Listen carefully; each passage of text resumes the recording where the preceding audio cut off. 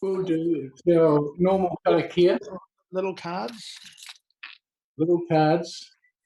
Orange number 2 on both sides. We'll start with the whakataka on the. Yeah, whaitaka. I'll just give you a couple of seconds. We're following your lead, mate. Okay. Here we go. Whakataka te hau ki te uru. Whakataka te hau ki te tōna. Kia mā kina ki utu. Kia mā tara ki tai. E hi ake ana te apakura. E teo, e kuka, e haupu, tihei mauri ora. Cease the winds from the west. Cease the winds from the south. Let the breeze blow over the land. Let the breeze blow over the ocean. Let the red-tipped dawn sharpened air, a touch of frost, and the promise of a glorious day. Kia ora tātai. Thank you, Eddie. We haven't got you live on this. We've got you in your moko, which is very lovely. Okay, this is our first time doing this, team, but so we're just going to have to go through a learning curve. And if we can use that little hand, I'll just watch the screen the whole time and come to you systematically. So let's try doing that, and Will has told us how to do that. So does anyone know how to use the little hand on the screen? Everyone okay on that? Okay, so yeah, once again, welcome everybody. Do we have any apologies? We don't have Charlie on. Have we received an apology from him yet, James?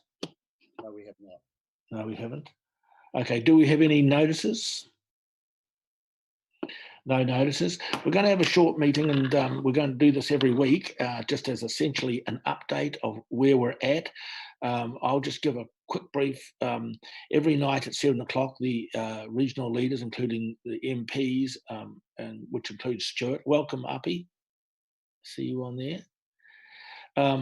Have been meeting nightly to discuss all the issues on a daily basis. That has been very successful. Nahiwi has been joining us as well. Our local boss of the police has been joining us, another young police lady who's been quite amazing, and various other people, I won't go, but various other civil defence people, etc., etc. So it has been a really good way of us keeping up. It's a phenomenal learning curve for all of us, of course, because none of us have been here before. We are making mistakes along the way, but we will make mistakes, and that's all there is to it. But I think the committee is essentially about, let's just get on with it, let's do things. And we are very united in our response. And so far to date, I think our region, we have a few outliners, but we have been really successful to date, and that is reflected in numbers. So someone, Petty, talking there. So we'll get on with the meeting. There are no conflict of interests. There won't be. Confirmation of the minutes of the last meeting. Anyone wish to move them? Sheriff will. Well, that actually works, Sheriff. The thing. Sheriff will move. Do we have a... Sorry, Chair. Can I just raise an issue in relation to item number 17 of the minutes and under point 3.3, the resolutions related to the Chief Executive obtaining endorsement of a proposed decision from 2 chairs, and the subsequent paper today set straight the confusion that we had within the paperwork on this last week, and that was that the proposal was that it just be a chair, not 2 chairs, and in the following order of precedent, which was the council chair, the council deputy chair, the corporate and strategic committee chair, and the finance audit and risk committee chair. So the minutes here do not entirely reflect the paper that was put to the committee. So if we could just have that amended Otherwise, no further issues with the minutes. Rick, would you move to amend those minutes? You're on mute, Rick. You're on mute. Get yourself off mute, mate. Disappeared. Craig, you leapt into his spot. You've done that before in history. Yeah, no. Can I just say that yes, I'm happy to have the minutes amended in that regard. And do we have a seconder for that? I second. Craig, I'll second it. Thank you very much, Craig. Everyone happy with that? All in favour? Aye. Favour. Aye. Okay, the minutes are amended as such. So we have to go back and move them again. Rex, Yes. I'm sorry, I had my hand up. Oh, sorry. I'm moving my eyes around the screens. Oh. Okay, Martin. There was one other, I don't know if this is the right process, there was one other change I think that's needed to the minutes. Thank you, James, for pointing that point out. It's to do with the the rates remission policy. The minutes record that we were to appoint the hearings committee to appoint a panel. For that, we had an emergency, an extra item last meeting which amended that, whereby the rates remission policy hearings would be heard by 3 councillors after our May meeting. And I think the minutes, I think it's on page 14, need to be amended. You'll recall that I asked that we come back to that. I raised that point and we said we'd come back to that part of the additional paper. We didn't. And so the minutes to do with the rates remission policy need to be amended. I'm sorry, I'm struggling between 2 computer screens here. All of my notes are in my Stella, and I'm trying to find out exactly where this is, but I'm pretty sure Leanne will know what I'm talking about. Leanne, you got a comment on that? Leanne, off mute. Sorry, I'm just looking for it now in the minutes. So I will find it, and what we can do is if we move that they're accepted as amended, I'll double check with Martin just to make sure that I've captured exactly what it is he was talking about. I've captured the other one that James mentioned, but I'll also just double check with Martin after the meeting that I've accurately captured his amendment, if that suits. It's point 19 of the minutes, and it's resolution 2 or resolution 3 delegates to the hearings panel. That resolution at 19.3 needs to be changed to the resolution you advanced in the late item paper on 25 March. Leanne, what are you saying? We move the minutes subject to the amendments. Yeah. So get on with the meeting.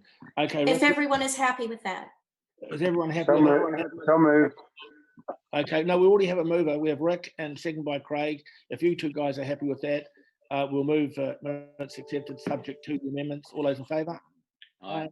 All right. Okay. And by the way, I'm happy to accept the amendment to my amendment. Okay. Yeah. That's enough from you. You can go on to mute now. There's a mute button. Okay, team, that's excellent. So we have significant operational activities. I think we'll take it as read. Any questions from that? Put your hand up, I think. Any questions? If there are no questions, James, do you want to point out anything in there? Rex, I'm seeing a hand up from Martin and Neil. Oh, bloody hell, I didn't see that. Okay, Neil, and then you, Martin. Sorry, technology is beyond my scope. I'll take my hand down, lower hand. You know, I like that. It works better. I just got to see you. Neil, floor is yours. No, and I'm sorry. No, it was a technological glitch, Rex. Oh, you were scratching yourself. Martin, floor is yours. Martin, off mute, mate. Yeah, button. Sorry. it may not be a question that can be answered. It's to do with all of the resource consent applications coming off or effectively being put on hold, including the ones that are going to be notified for tank. I'm just wanting a little bit more explanation of that. Is there a proposal with the ministry that statutory timeframes, discounts for late processing and all that sort of thing are all addressed and going to be dealt with through some sort of regulation or amendment to the Act so that we're not in any kind of trouble for that, or have I read that wrong? James? So yes, we are working with the ministry and they are proposing to provide national guidance with respect to those. We have a slightly different and more specific set of issues around the tuki consents and happy to talk to those. Liz may be able to give a little bit more specific advice in relation to the Hiri Tonga ones. Is Liz on the screen? Yes, I am. Good morning. Where are you, Liz? I can't see you. Oh, on my screen, I'm right next to you, Rex. No, I've got Mike and Craig. They're like Okay. three musketeers next to D'Artagnan. So in relation to the unconfined aquifer applications, is that what you were talking about, Martin, or one of the ones you're talking about? Just give me the thumbs up if it is. Yeah. Yes, that and the fact that we're going to be putting off, which I'm glad to hear, the 31 May deadline for the tuki. So just a little bit of discussion about that would be great. Sure. Okay, so I'll cover off the unconfined aquifer ones first. We have already made a decision to notify them, but we are looking to defer the public notification simply because of the difficulties of people being able to obtain information on them, find out and lodge submissions. So I think that's a common practice right across the country. There's certainly been a lot of correspondence going backwards and forwards, and ultimately it's just another delay. We've had those consents in for a little while now, so that's not really too much of an issue.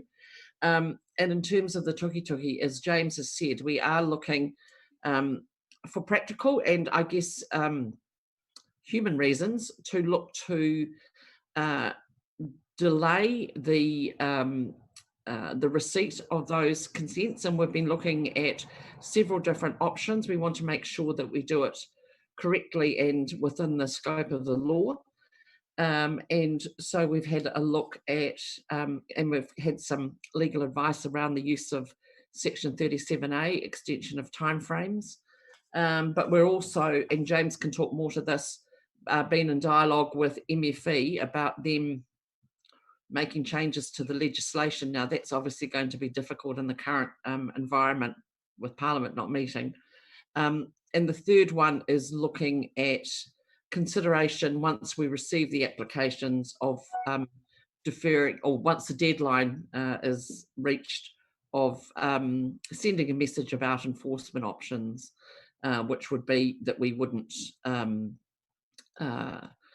necessarily undertake enforcement for 12 months. So that's really where we're at with those. Thank you very much, Liz. Very helpful. Gareth? Are you pointing? Were you hand up, Jet? No, you're fine. Anyone else got any comments or questions? Craig? Oh, mute, Craig. Mute. You're on mute still. A question to Liz there. So the essential message is that we're doing in a regulatory sense and working with central government to do all we can to help facilitate the process for those that there are already deadlines in play, but we're obviously, given the circumstances, we're doing all we can to help make it easier for every stakeholder involved, so they don't get crunched up in the shutdown by legal deadlines, etc. That's kind of the essential message. We're on your side, everyone that's going through this process. That's exactly it, and we're working up some messaging to that effect, which essentially says, we acknowledge the pressure that everyone's under, and in their case, additional pressure with the drought as well. We'll obviously have challenges around processing the consents anyway, and receiving, they'll have challenges around getting the applications in time just because of how they're able to interact with their consultants, for example. So that's already a challenge. And yeah, our messaging is very much around that. Can I just add, Chair, that I think it's important for the public and the community to understand that we did have a significant program of farmer engagement in collaboration with federated farmers and the industry organisations to support farmers in meeting their consent obligations this year. But those farmer meetings can no longer occur. And as Mrs. Lambert said, there is a practical difficulty with farmers working with their consultants, given that not all of this is desktop based and does involve work on farm, and so it's just not going to be practical to meet those deadlines. The Section 37A provision does require us to notify the affected persons of this change, so there will be a concerted effort to ensure that all those that have obligations in the catchment are communicated with as soon as possible, and so we are making decisions about that literally today. So the legal advice was sought yesterday, the Ministry's view was sought overnight, and as soon as we've got a firm fix on that, we'll be ramping up comms into the catchment, because we do understand that people in the community down there are anxious about meeting their obligations. They obviously have the twin challenge of COVID-19 and drought right now. So we certainly see it as necessary to allay those concerns and give people reasonable time to meet their obligations. And one of the bonuses of shifting the deadline out 12 months is it will align to the refresh date for farm environment plans. And so those new consent applications will be able to be made in tandem with updated and refreshed farm environment plans. So that's actually a more sensible regulatory alignment than was the date we had in the. Thank you, James. Jareth, your hand is up, and it's a bit disconcerting because I see your hand is like that. Keep it down, otherwise I think you want to talk. Neil, your hand was up. Can we please be conscious of that? When your hand goes up, like Jareth says right now, I think you want to talk. So keep your hands down unless it goes like that, and then I can look at you, okay? Right. Heniwai, do you want to speak? Yes, please. Morena koutou. I hope we're all taking care of each other and our families. I just want to start with saying, how impressed the significant activities matrix looks in terms of how much our staff are dedicating their time towards the response. It's fantastic to see that almost every single team has deployed their staff to an activity in this time of need. But specifically for the corporate services piece, Jess, in point 5, it talks about the PPE and making sure we have appropriate numbers of PPE for our staff. Are those appropriate numbers for our lockdown period and beyond, and what might that look like?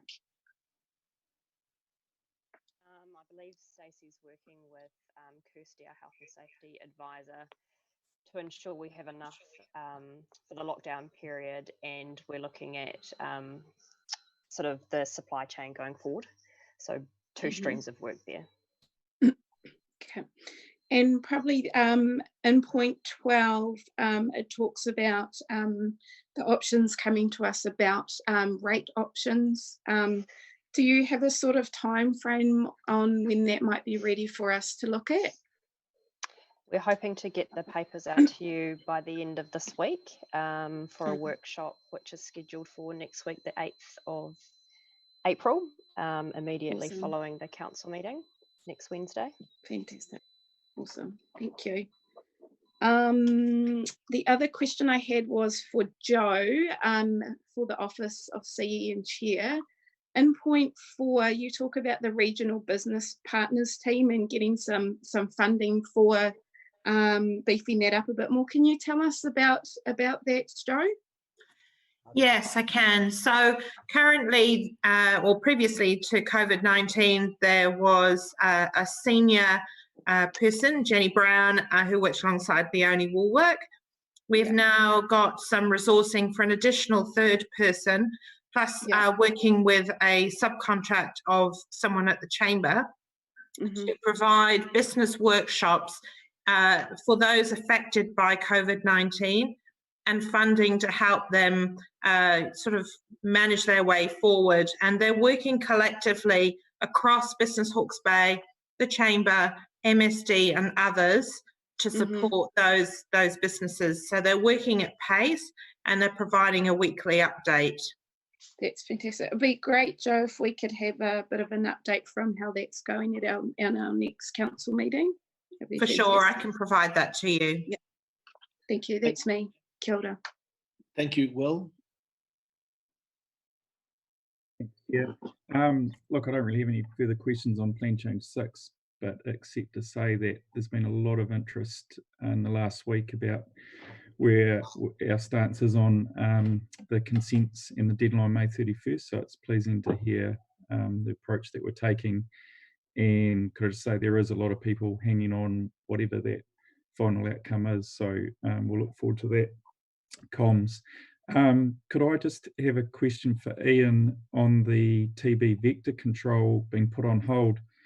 Unfortunate because of the TB outbreak. Is that expected to have any longer term repercussions by not continuing with that control for however long that may be? Morena all, yeah, thanks. Well, look, yeah, we're chasing that up with Osprey at the moment. Look, one of the immediate risks is that if the vector control program stops, is that possums continue to move across the landscape and TB spreads into other herds. So we are looking at still trying to get the Osprey CE virtually into your meeting next week if we can manage it and fit it into the schedule. I think that would be a really good discussion to have with him. The reality, I think, for them like us, we've also ceased or paused, I should say, a chunk of our plant and animal pest control work is because simply there's no safe way to do that under the level 4 restrictions. So it is a little bit of an inevitability. What we're very interested in, though, is that eventually we will move out of this level 4 conditions, and what's the plan to do that work under level 3 or other conditions so that we can really quickly see them and ourselves scale back up into that work to avoid as much as possible any spread. Thank you, Ian. Neil? Neil? Speaker, you're on mute. Okay, there we go. How's that? Ian, just a question around movement of animals around the region, the normal course of action. Who's the point of contact for movement of animals, say from farm to the works, or farm to sale, or farm to another farm? Are there constraints on that? How does that operate? So if you're talking about within the TB vector control? No, sorry, generally in under the emergency situation, is there someone that has that information? So look, those normal logistics are still operating. So the transport of stock to works is still occurring under MPI controls. So that basically those operators have had to register as essential services. So that work is continuing as long as the works remain open, which is our biggest risk at the moment, is that it's all contingent on a healthy workforce within the works, and as long as that occurs or remains, the works remain open and stock will continue to go to. So is it the transporters themselves that, if you make your usual contact with the transport company, they're the ones that say, yes, we can do this, or no, we can't? Yes, right? So most operators are still moving as far as we know. I was going to cover that off in the drought update a little bit further down the track. So supply chain logistics is something we're very focused on, and ensuring that both products and services are getting to farm, and then products or that stock are getting off farm as much as possible and where practicable. So that's something that the Rural Advice Group and council staff are pretty focused on at the moment. Thank you. Thank you, Ian. I say nobody else. We're fine with that. No, Michelle. Michelle, you're on mute. Michelle, unmute. Yeah, no, cool. So I understand with tracking, to answer that question, you have the NATE system. So that's a way they track the stock to see if they're TB free, to go to the freezing weeks. I'm just a little bit worried. You would think, Ian, that that the pest control, especially with possums, would be considered an essential service with the bovine tuberculosis outbreak. I'm just, because what I'm a little bit worried about, and I know there's agreement with Osprey and say for example, Pahoweta and here in Wairoa, and our forestries here, that there's a no 1080 drop. So if people can't go out and do the trapping, does that mean that the only the only course of eradication we have is 1080? Just want to know something. Want to sort of get a bit of information about that for our people. Ian, would you be best to answer that? Yeah, and look, I can't answer that question right now, but I think it's a really good question to put to Oscar if we can get them into the meeting next week. Is just what are the plans for that vector control going forward? What are they considering and looking at? Yeah, I think it's a big issue, Ian. Rather than get Osprey in the room, could we put one of our people to ring them and ask them put Michelle's question to them? Sure. And look, yeah, as I mentioned earlier, we are chasing them to find out, well, what are your plans in the future? I don't think they've worked that out just yet. Like the rest of us, they're struggling to sort of figure out the practicalities of how to do some of this stuff. But hey, look, we'll chase that up. Thank you, James. Chair, so we had planned to bring Osprey to the Environment and Integrated Catchments Committee meeting, which is obviously now been cancelled and subsumed into council meetings. So that was a standing action from earlier this year when there were inquiries from councillors about the TB outbreak in Northern Hawke's Bay. And so I think Ian's team is still attempting to bring them to a council meeting as soon as they're available to brief us on the broader situation, including obviously the effect that COVID-19 is having on that. Thank you, James. Rick? Chair, given that we're having weekly Zoom calls, would it not be possible to Zoom them into one of our weekly meetings? I'd have thought that made it easier, actually. I think that's the plan. Yeah, that's what we're going to attempt to do. Yep. Okay, no, I agree with that. Neil, you have disappeared. I can't see your hand if you have disappeared. I know you're out getting a cup of coffee, but no, I'm struggling here because I went back to my notes. There for a while too. As am I not on screen at this point? Okay. No, but we'll move on. Craig. Yeah, sorry, just again, just so the message again is you've sought advice under these emergency circumstances from MPI regarding the tuberculosis issue, and so you're waiting further advice because they must have something on the shelf because they're doing this in Bovis. They must have locked down. Is there any? And I totally understand Osprey are looking after this particular part, but just as of the now. Because we've got your report, and as Will pointed out, your comments you made in your report, is there any discussion that this actually may be an essential service that MPI or Osprey need to be looking at or delivering rather than just waiting for the report? Is there anything we can kick off now? Because I think if you talk to the community, it's one of those things that kind of say, hey, biosecurity is an essential service. Have you got any comment there? Thanks, Chair. So look, yeah, we are trying to establish what their plans are. Look, the reality is this is the sort of work that it's very, very difficult to do under level 4 controls. And what we're asking Osprey is, and we haven't really engaged MPI on this particular topic, but certainly Osprey, is what are the plans to resume some form of vector control as soon as practicable. That they, like us, will be struggling with, well, how do we do that practically in an environment where you've got to manage social distancing, you've got people working in remote locations, there's all those practical issues they're working through, and we're pushing them to understand, well, what's your plan, basically, and we'll bring that advice back as soon as we get it, as well as I think there's the value of having that discussion with the Osprey Chief Executive next week.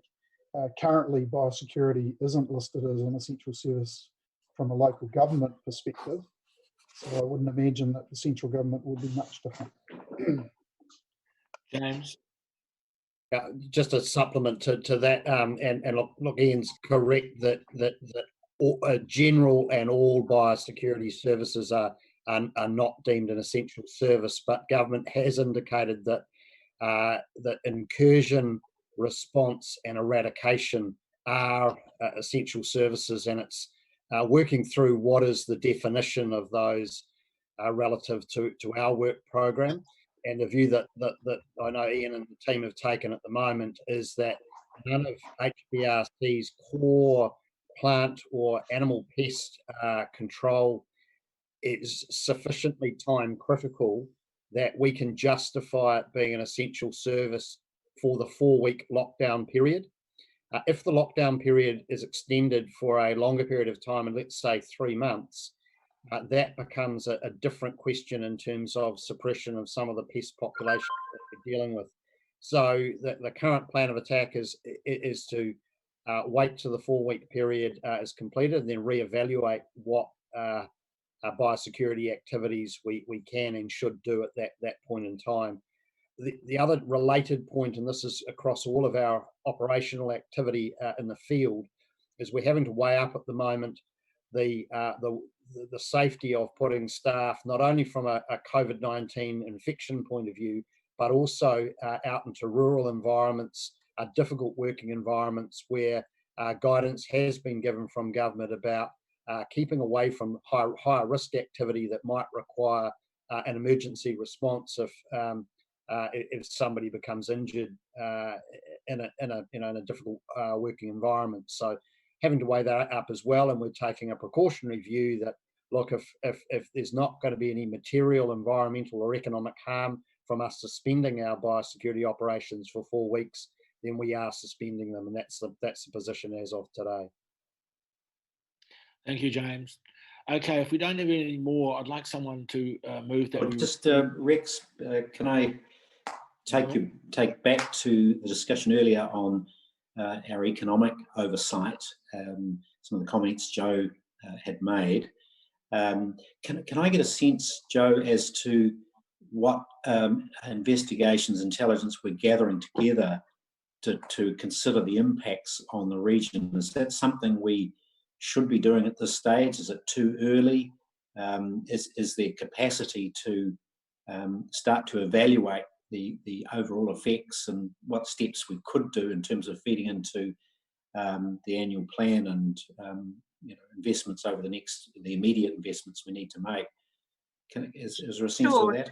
So I know that, for example, and I don't want to step on the toes of Councillor Ormsby or Councillor Foss, but the Hawke's Bay Tourism are surveying their members to find out sort of impacts for that sector, and same too in the business space. So they're gathering that intel, particularly in the business space, and I'll be able to provide as much as we know for your next meeting. But what I do know is that they're very well connected, or that's my impression at least, with what's happening on the ground, but I'll provide the details through to you. So we committed or dedicating some resource to pulling all of that together, trying to understand and determine the environment, and working that through at the regional council level, as opposed to. So where's the focus of this overall? Have we dedicated that? Yes. So, look, Tom might be able to add something here as well.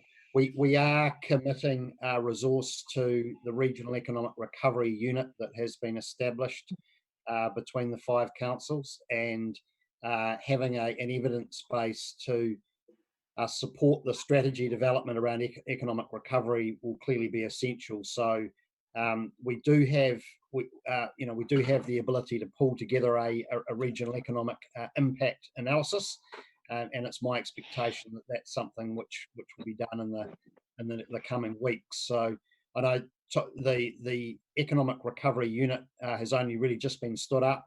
I think there is a meeting tomorrow of the senior leads across the 5 councils that Tom Skirman will be participating in, and that'll be mapping out this work program. So Tom, I don't know whether there's anything to add. No, nothing to add to that. The first action is to respond to a request from central government in terms of what are some things that could be done quickly post recovery. But I think, as James has pointed out, I think that will be a precursor for a much more sort of thorough and analytical, evidence-based assessment of what the needs are going to be over time. And there's also it's not premature. I mean, James is leading a discussion at the sector level in terms of what's a sort of a sector response here too. So I think there's going to be that will align quite well with our regional response. Thank you, Tom. Neil, is that sufficient? Rick, you got a comment here?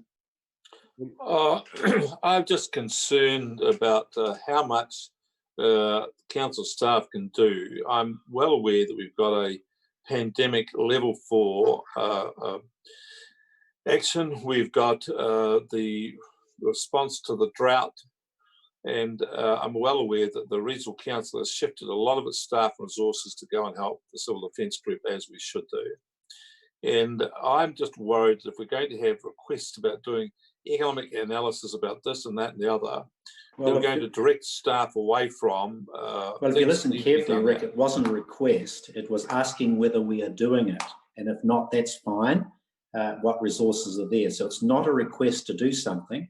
It's a request to ask what is currently happening in that space.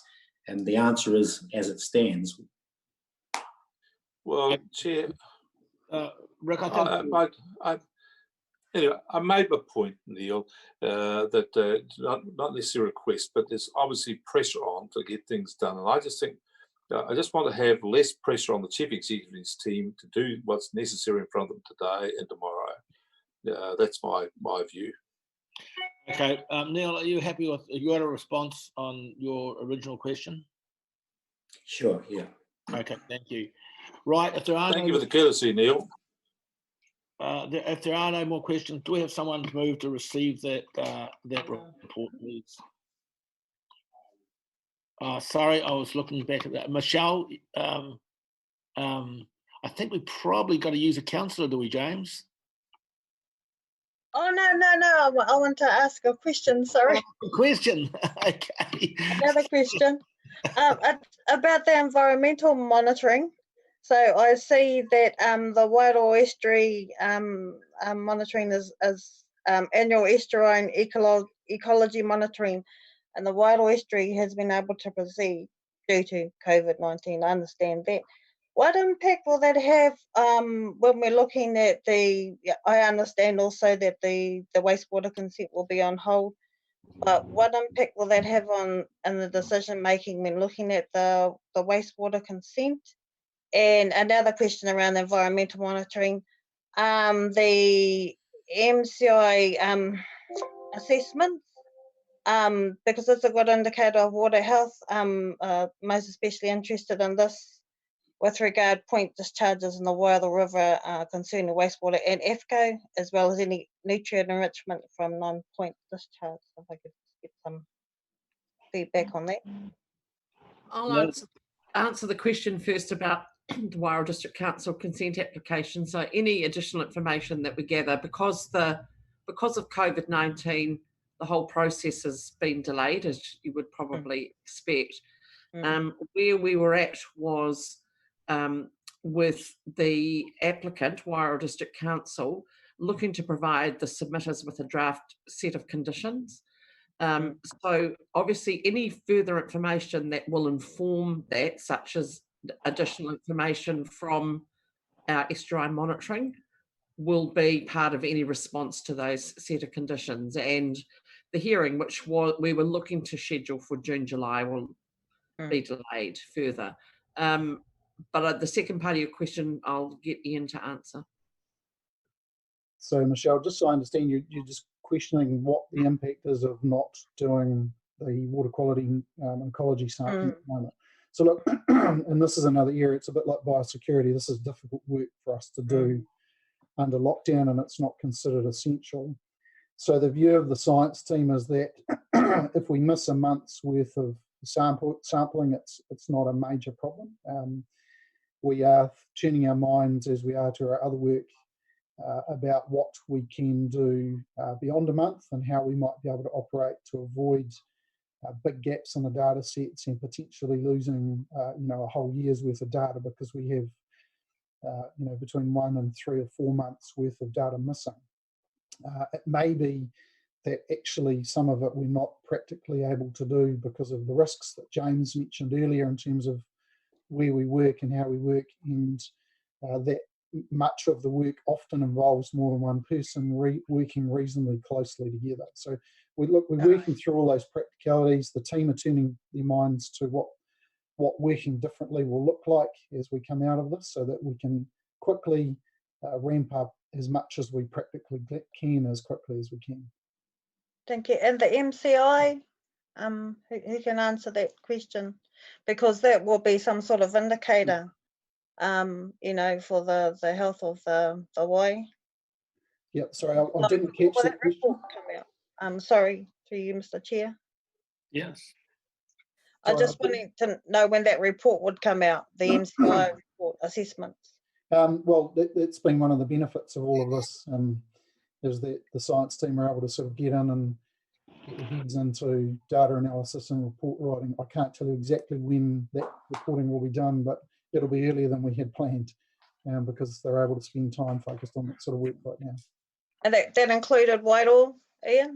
Yeah, so it will include Wairau, so it's the whole Fair region, as far as I recall. Thank you, Mr. Chair. Thank you, Ian. Any more questions? Otherwise, I will move. We'll find someone to remove to receive. Just Rex, before you do go on, there was this issues around civil defence. Are they going to be covered in James's discussion a little later on, or how's that? They are going to be covered with Rick. Thank you. Yeah. Okay, Juris moved. Do we have a seconder? Henniway will second. All those in favour of receiving the report, thank you very much. Aye. Aye. Now, I just have a few things just to comment. If Leanne, could you get someone to change Mike Paku's name and spell it right? It's a bit disconcerting. I'm looking at Paku with a Y. I don't know how we change that, but I think that's actually at Mike's end. Oh, that's your end. You've spelled it wrong, Mike. So we okay. Do your best and try and change that. Rightio. Okay.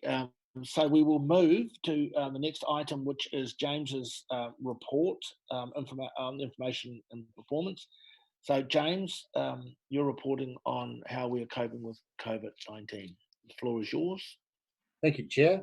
So following last week's council meeting, we've continued to consolidate our work from home activity, and what that looks like is ensuring that all of our staff have been appropriately tasked with either working on the council's essential services, either in the field or within the work from home context, or they have been deployed onto BAU as is able to be delivered, or what have been deployed into the civil defence and emergency management group effort.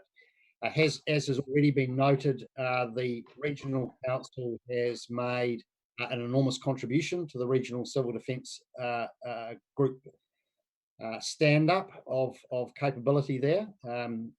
It's fair to say that as the host agency for civil defence and emergency management in the region, We have the closest working relationship with the Civil Defence Group of any council, and we have had more staff able to be deployed in there than other councils. The sustainability of that is such that we certainly are drawing upon the resources of the other councils in the region as we move to multiple 7-day shifts in the civil defence response. Just with respect to the council's own essential services, we had earlier this week our first potential significant incident by way of a forecast flood on Sunday from the Met Service. That flood didn't eventuate, but we did stand up a 24-hour team, so there was a night shift established.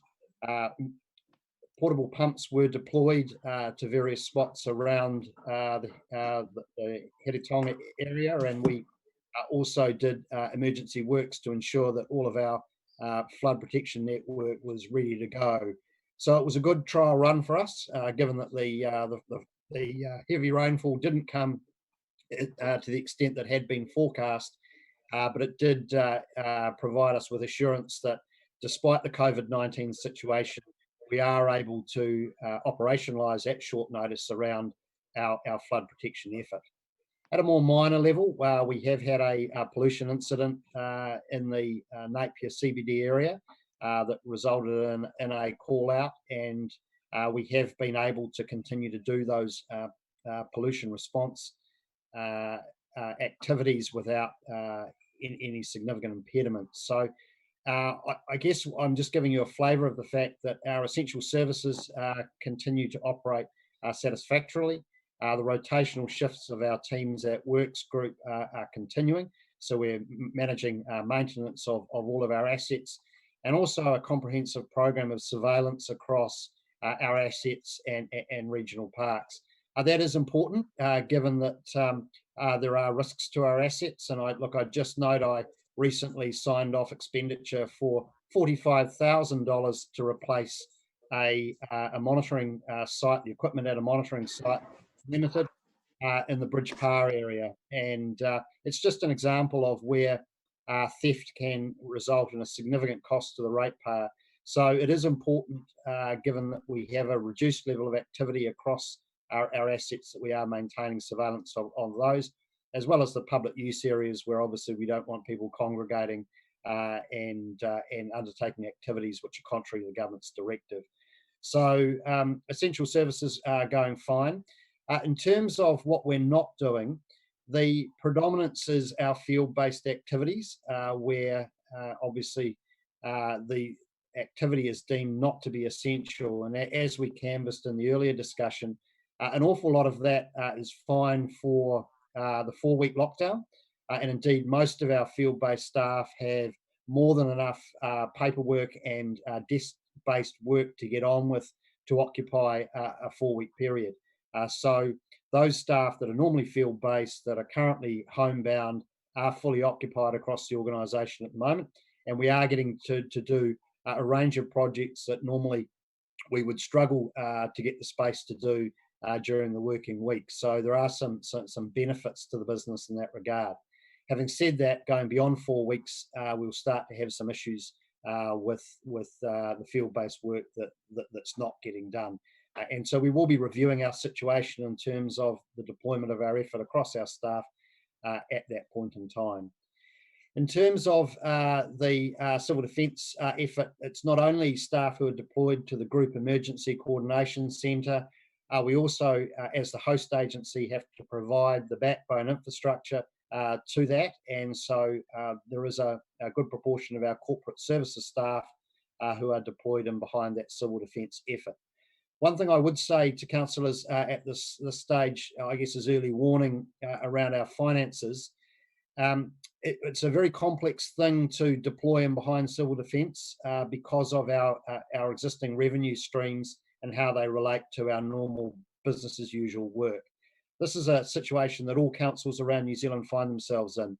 While central government will reimburse us for direct costs related to community welfare, they don't reimburse us for the staffing costs across local government.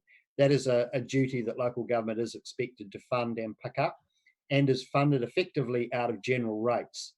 Now, our situation, similar to other councils, is that the staff that we're deploying in behind the civil defence effort, in many cases would normally have their salary costs met by a combination of general rates, targeted rates, and cost recovered services, whether that be direct charges from regulatory activity or revenue in other areas, such as what we receive for patronage on our buses, for example.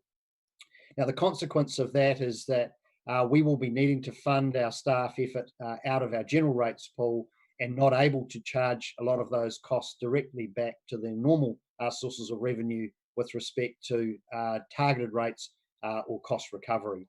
So there will be a wash up and a rebalancing exercise for this at the end of the financial year. And based on the current expectations of the duration and scale of this event, we will see a likely year-end deficit because we will have to charge to a general rate burden that is currently not provided for at that scale in our current annual plan. And we will have probably some carry forwards of under expenditure in areas of targeted rates. And you can think about the work that we do under our flood protection schemes as an example, where some of that work might not be progressed to the extent we had planned. So we will not be able to incur that expenditure, and the best thing we can do is carry that forward into reserves related to those schemes. The area which is probably hardest to predict will be the reactive work we do in relation to economic activity, and that particularly is in the area of resource consents. Obviously, the expectation is the economy is going to go into a depressed period of economic activity, and we've got to work through the impact that will have on our consents team and our ability to continue to collect the revenue that we've forecast in that area. So it's a highly dynamic picture. We do have a complex set of funding mechanisms which don't align themselves readily to downing tools across the business and getting them behind a civil defence effort. All of that's to be expected, but we haven't faced an event of this scale and this duration in living memory for local government and for civil defence. So there will be some complex working to do. And so we're working currently on that annual plan advice that Jess referred to before, and we'll need to work with you closely over the next few months as we think through what is achievable in the next financial year by way of the annual plan, and what are going to be our revenue streams, what can we rely on, what uncertainties do we face on those, and therefore, what can we bank on and plan for, and what expected shortfalls might we have that we'll need to meet from reserves or from debt. So that is all ongoing at the moment. Obviously, our absolute priority is the health and well-being of our community, and I'm really proud to say that the staff of this organisation have really stepped up. People have been doing long hours. We're currently operating 2 7-day shifts at the group, and I'm sure Councillor Barker will elaborate further shortly on those activities, particularly with respect to the regional welfare response which is being set up. So look, overall, there is some work being achieved that we might not have been able to achieve under normal circumstances, which is good. There is a considerable amount of business as usual work being undertaken. The work which is not being undertaken is not at this stage causing us major headaches, but cumulatively over time will get worse.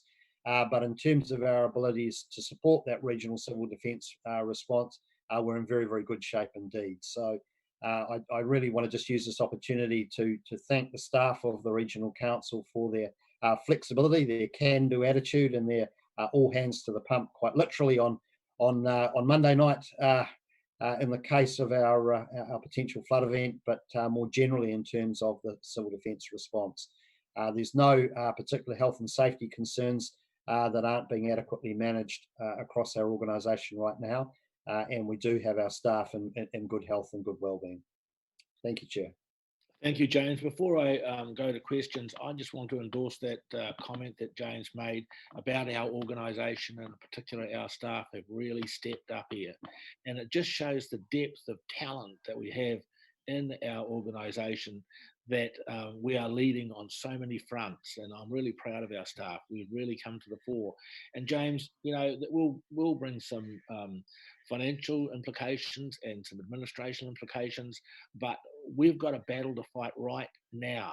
And if we don't win this battle, we lose the war. So we've just got to focus on the battle, and I know that's what you're doing, and we will have to deal with some of the fallout that could and probably will happen in the future. But right now, the next 2 or 3 months, we've got to focus on the health and safety of our community.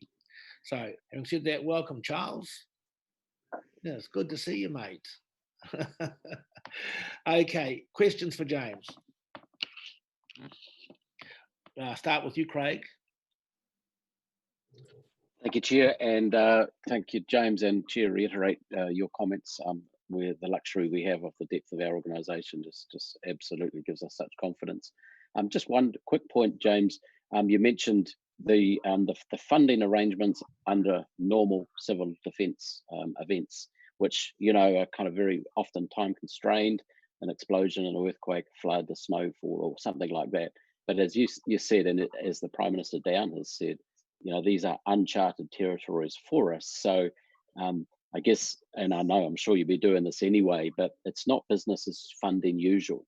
And this is not the time to, you know, check the balance sheet and all that kind of stuff, or the cash flows with the Crown. We just need to deliver best we can to keep our region and our people safe as we can, absolutely. But as we look through the 4 weeks or the 5 weeks, how long it may be, there's obviously going to be a discussion with the government of these extraordinary extra welfare type circumstances, which we are doing as we do as Kiwis and who we are anyway. No worries there at all. But at the end of the day, some bills will have to be paid by someone. So I just flag for a much later meeting, I guess, your engagement with the Crown, who have been exemplary in everything they're trying to do so far on the fiscal side of things to help get us through. But this is not civil defence replenishment business as usual, is really the key point there.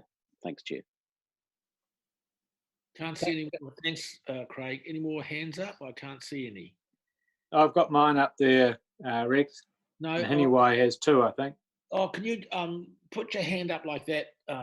Because otherwise I don't see that little thing. It's not on. So thank you, Martin. And also, just before Martin kicks off, I try to make sure that I see everybody, and it's quite, I'm looking, scanning, my eyes are going to get tired at the end of this. If I miss, you just need to tell me and we change the system. But so far, have I got everyone so far? Yep, looks like I have. So Martin, just get your hand up like that. Right, floor is yours. Oh, thank you, Mr. Chair, and I'm equally proud, as I'm sure we all are, of our staff at this extraordinary time. I'm equally just wanted to acknowledge, Rick, the work that you're doing and the burden that you're carrying on our behalf. So just to pay some mention to that. As councillors, the question I've got is about messaging with our communities. And I've been trying to decipher from the material that you've shared, James, around that. So this is my first issue. There seems to be a balance between being alive to our networks and what they're doing, and equally to the gaps in those networks and where we perceive them, bringing those people with those gaps to the attention of the civil defence emergency welfare response capacity of this council. And I'm just thinking, you know, if I'm going to share something on Facebook, asking people to look after each other, and if they've got any awareness of gaps and welfare support, that there is a resource available, I don't want to get the message wrong. And it might be helpful for us to have some guidance on what that messaging might look like. I do note that on the council website at the moment, the very first thing you hit is the call number. And we don't want to swamp that, and I understand that, but it's just a question of whether perhaps, you know, if you had a template Facebook post that we could use, because we've all got different networks, that might be of assistance. So that was my first question. The second question is longer term, and I quite acknowledge what you've shared, Rick, about not putting any different or additional unnecessary work on staff. But we talk about having a strong balance sheet, and we have, and we're blessed with it.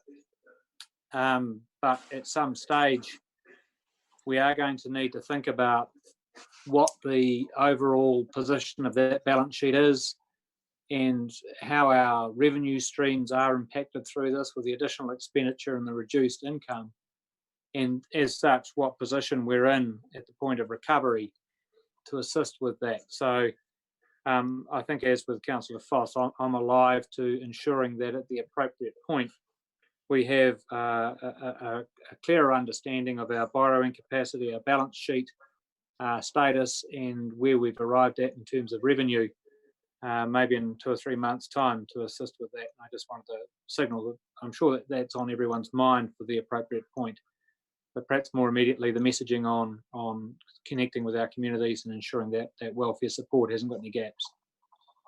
Thank you, Mr. Chair. Councillor. So look, on the second point, I have asked Jess to prepare some advice for Council around our balance sheet situation, so that we go into our discussions around both the annual plan, and we will have to also get on to the long-term plan discussion with you in the not too distant future as well, and keep that conversation alive, and it will need to unfold obviously in parallel with some degree of uncertainty around the world we're going into.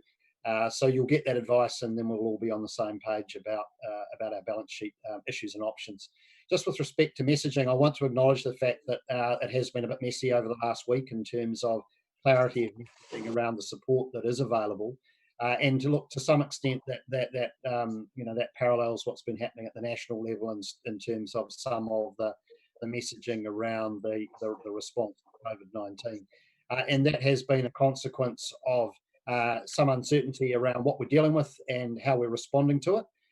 We're getting greater clarity by the day, and look, on that, obviously the messaging was, at the end of last week was very much around limiting calls to the 0800 number, and that still is a default position, if you like. What we wanted to avoid was a huge range of inquiries based not specifically on needs, but on all manner of questions that every single one of us have had over the last week about what does this mean, what can I do, what can I can't do, how do I get help on X, Y, and Z, and noting the fact that everyone in the community has had a large number of questions that wanted answers. We didn't want the welfare response to be inundated with those in the first instance. So there's been very consistent messaging around pushing people to the covid19.gov.nz website, where there is extensive information. And then in terms of welfare, very much encouraging people to use the existing networks. There are, obviously very skilled and competent providers in the community, both in the voluntary sector and also in other government agencies, in supporting people who are vulnerable and who have specific needs. And what we in central government have wanted to do is to leverage that capability to the greatest extent. But noting, of course, that there will be exceptions, and there will be people who risk falling between the cracks, and they're the ones we absolutely want to catch with the safety net. So there is more promotion now of that 0800 number, and an awful lot of effort being put into scaling up its ability to deal with a large number of welfare issues. And what I certainly will pass on and ensure that we get is a clearer set of messages to you as elected members to engage with your constituents on, which will be an update of the document that was provided to you yesterday, which has already to some extent got out of date. Thank you, James. Thank you, Mr. Chairman. Neil, I'll come to you. Did you have your hand up, or were you just correcting something? Okay, Neil, I'll come to you then. I think Hinaway was before me, Rex. Did I see? No, I don't think so. So if you just put your hand up like that, and I will catch you, and I'll put you on my little list. So no, Hinaway didn't have a hand up. Neil, the floor is yours. Look, thanks, Chair, and thanks, James, for that, and acknowledging the tremendous activity that's going on. I know how stressful it is for you trying to coordinate all of those balls in the air at once time. I don't think you've had experienced that in your career so far, but so this is the first for everyone. I just want to be clear that one of the roles I see myself playing at the present time is to be feeding back, and if you like, intelligence or observations from the community, what's going on. So giving that feedback wherever possible. And I think you expressed it well, James, in terms of clarity about what's going on. So going back to where I started initially is